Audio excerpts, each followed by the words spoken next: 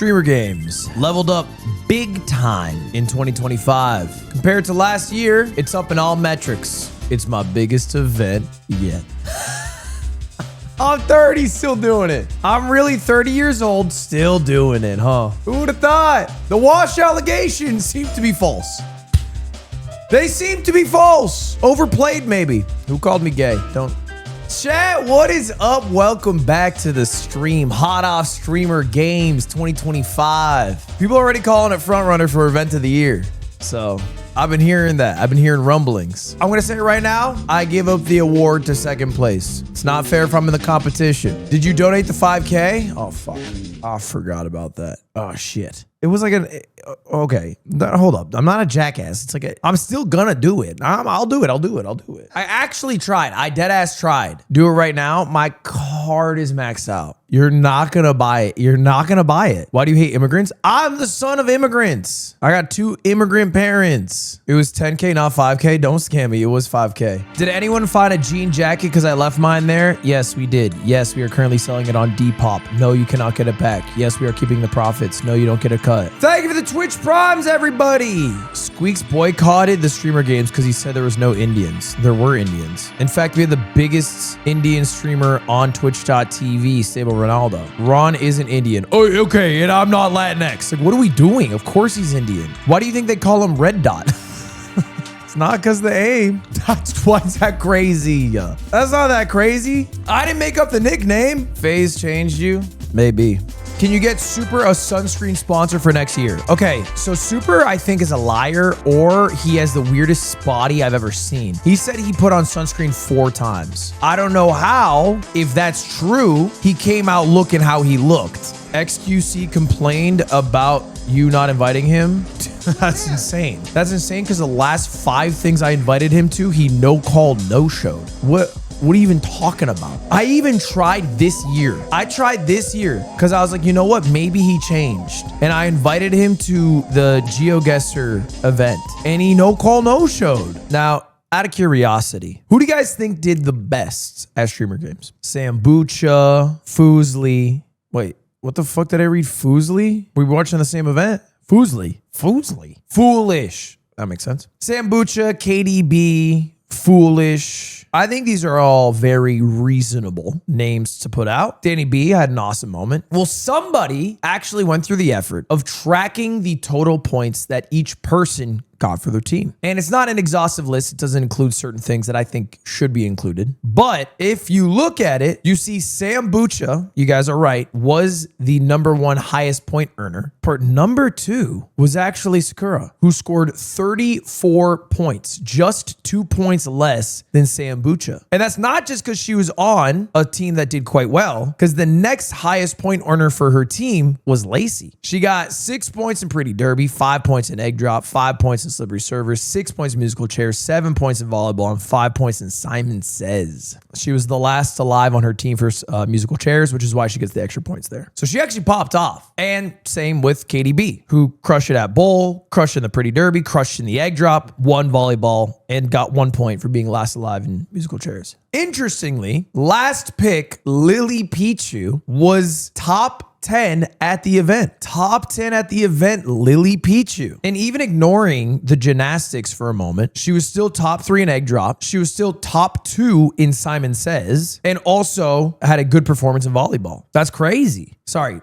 she was not the last pick, last round pick. Let me rephrase. She was picked in the last round. And in fact, if we scroll down, Foolish had a perfect record. If you combine Foolish and Jacksepticeye, I think together they were good enough for 6th overall. They would be just above Slimesicle. Super TF was 31st overall. Not the greatest performance from Super TF. And our worst performer was actually Vanilla, who left after day 1. Zoil, Cinna, Foozly, Michael Reeves, which makes sense because Team Foozly did not perform really well in the group challenges. Kind of tough because they all got 1 point for Volleyball. Cinna had a bit of a rough go of it. Yeah, Yugi went crazy. If you combined Yugi and Vanilla, they were top half, I think, top 20. But there is another interesting thing that somebody made, which was only tracking individual points. And then based off of how many points someone at that draft position should have, how good of a pick they were.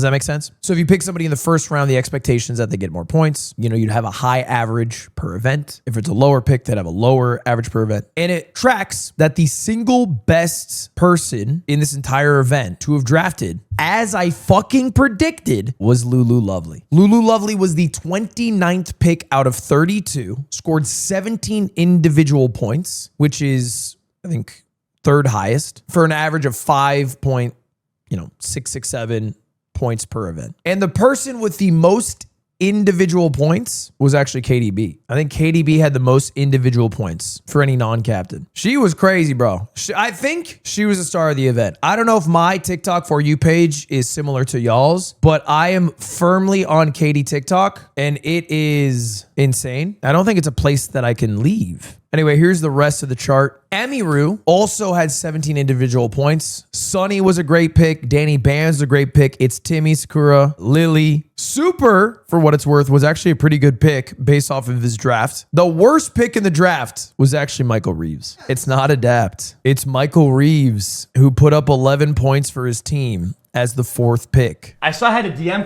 from Cutie when they were running the event before, right? And then when I looked at DM, it was deleted, and she said, never mind. I feel like maybe she might have invited me and I missed the invite. Yo, I would have went if she invited me. Well, I didn't want to press about it because I didn't want to be weird about it. I didn't ignore. What the fuck is bro talking about? Cutie does not invite for my event. I don't know what the DM was. She does 0 invites for my event. I don't know. I do the invites for my event. It's Ludwig Streamer Games. I'm Ludwig. Hey, I'm Ludwig. I don't invite you, X, because every time I've invited you, you've no called, no showed. It's me. It's me, Ludwig. Hello. It's me. You've literally not shown up several times, including literally a month ago. I don't know what. There's no conspiracy. You are the individual who consistently fails to communicate about not showing up and then proceeding to not show up. There's no. But anyway, banger event. Who is the best captain? I think Agent in terms of performance. I think Agent did the best as an individual. Jason did not do very well. He didn't do bad, but he didn't like crush anything. Agent, if you don't remember, was second in musical chairs. I believe he was top 4 in field goal, top 4 in Pretty Derby, top 3 in volleyball. I think he was really bad at tug of war, but. And then who was the best captain overall? Probably extra Emily, right? Because she drafted the best team. Why is he dressed like, you know, seen that thumbnail where it's like Fortnite guys sitting there discussing whatever? Why does he look like that kid grown up? Do you know what I mean? Why does he look? Is he talking about this guy? Like exactly like that. Yeah, this one. This is an inside look. And it's time to talk the talk. Ludwig as a kid. This was the prequel to Mogul Mail. Holy shit, can you believe it? If Talk the Talk could see them now. I've never watched the video. I imagine the video's not that interesting. I'm sure it's like outdated. I don't know if it aged well, but I've never watched it, I realize. I think the title thumbnail are probably like the funniest part of it. I guess, you know, my outfit aside, I was rocking the AT&T 5G fanny pack bag, the 5G dick, the Red Bull shirt, the Red Bull hat. I was kidded.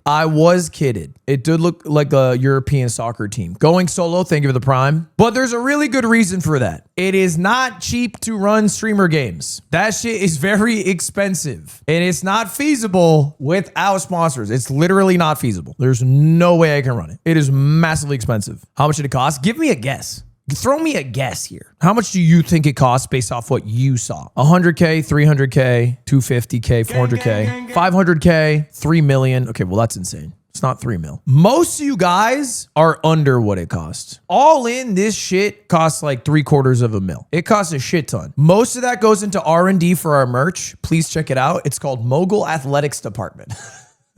We have a really big team working on that, trying to make sure we got the best designs of today and also tomorrow. That's the biggest cost. But no, it's very expensive. It's very expensive. There's a big ass team. You know, it's an outsourced production team. It is a lot of fan service costs. It's a lot of in-house costs. I mean, shit's expensive. It is less than a Mr. Beast video. That's true. That is true. It is less than a Mr. Beast video. You need to sell more merch. Well, hold up. We need to sell some merch so that we don't lose money on it, ideally. But I didn't say that I lost money on the event. In fact, the event did great. I like to sit in this chair sometimes after an event, and I tell you guys, this event cost $500,000. We lost 100K. And I do that when we lose money. So I also should be in this chair and tell you when it's the opposite case. So yeah, that shit costs a lot, but we did not lose money. We made money on that event. I don't know how much, because I think we have to finish all invoices, all payments, all whatevers. But we made money, dude, which is sick. That's awesome.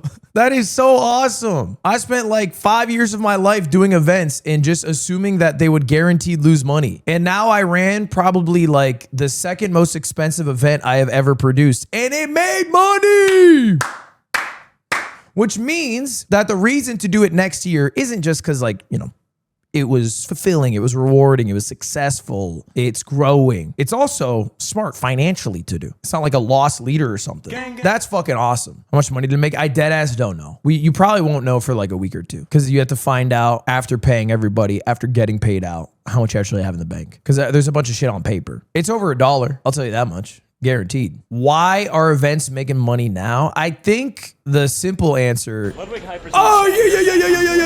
is because Massive Pecs donates 50 gifted right after the event. So it's actually losing money, and then I get a 50 bomb, and we count that, and then fucking zeros everything out. We're chilling. No, the reason the events make money now is because we've ran events, and I think I got partners who are willing to take a bet on me doing another event. Like, it wasn't a waste to run events for years losing money, because the only reason I get money to run events now is because I took a risk using my own money to show the proof of concept. Red Bull and AT&T are willing to give money because I did streamer games last year, and they know generally what they're going to get. And they're hoping it'll, you know, exceed expectations, which it did. It's because the Jakura effect, and also because the Jakura effect. Yes, of course. Simply put, without the Jakura effect, all streamers would be impoverished. It is the closest thing we have found to limitless energy. And we hope to somehow harness this, but it's an uncontrollable force, and we can only marvel at its presence. We're seeing millions of bitrate, and we're hoping to just get a little piece. It's trickle down bitrate. More players next year. I don't think I would do more players. I think probably my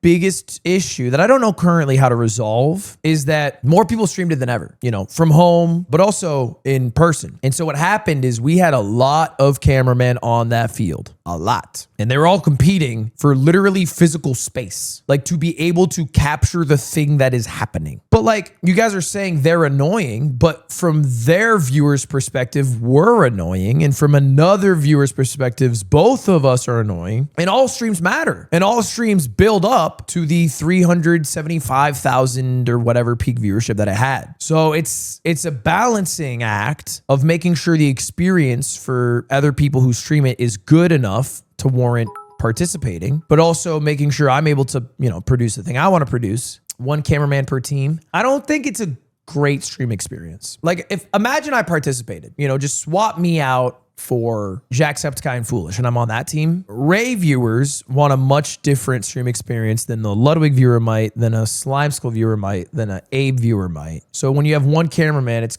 kind of hard. And honestly, it wasn't bad in a lot of games. I don't think it was a problem in Simon Says. I don't think it was a problem in volleyball. It wasn't a problem in the finals or Pretty Derby. I think it was mostly a problem during Egg Drop. That's probably the biggest one I could think of. Maybe Bowl, maybe gymnastics, but mostly Egg Drop. Put the main cam in the game area and the non-main cams outside of it.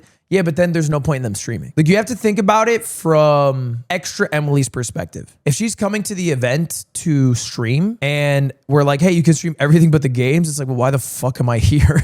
What do you mean? I can go to In-N-Out, but I can't eat the burger? What the fuck is the point of the In-N-Out? I'm not coming for the fries. Are you sick? But it's your event. Yeah, but streamer games, and I think the charm of it, is not just that I am making a good event for my stream. And most of you guys watch from my stream. That's why you're here right now. But you have to understand, we had 100,000, maybe 110,000 peak viewership across YouTube and Twitch. The entire event had 375,000 peak viewership. It's got to be good for everybody. Meta glasses, body cams, and drones next year.